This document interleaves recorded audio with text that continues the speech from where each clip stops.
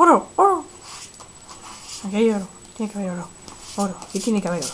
Tengo que excavar. Venga, vamos chicos. Excavar, excavar. Rasca, rasca, corre. No puede ser. Se puede rascar. Otra técnica, otra. Venga, vamos. No puedo más. Tiene que estar cerca ya todo. Espero que sea de gran calidad. Porque si no, no se hace nada. Vamos, hombre. ¿Dónde está?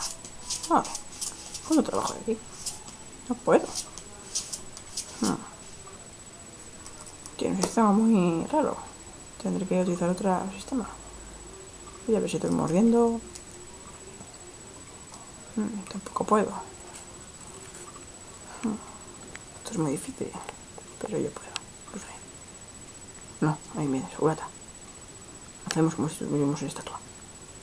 Congelados. Nada, yo pasaba por aquí. Y qué bonito es esto.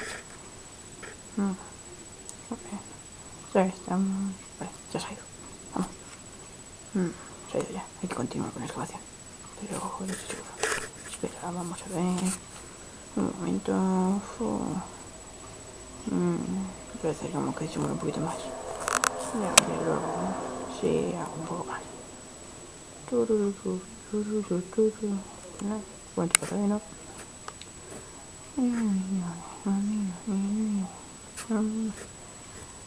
Parece que estoy congelado, no me jodas. Vamos a mirar un poco. Vamos a mirar un poco. Porque vamos. Ay, qué bien. Va. Esto es muy difícil, ¿eh? Yo no puedo. No sé si puedo hacer una última vez o no, porque vamos. Con lo difícil que es esto, igual. Va, voy a echar una siestecilla. Me circuito y me echo a dormir. Porque si no, vaya menos tantas y tengo que ir a trabajar. Ay, qué vida tan dura. Bueno, me despido.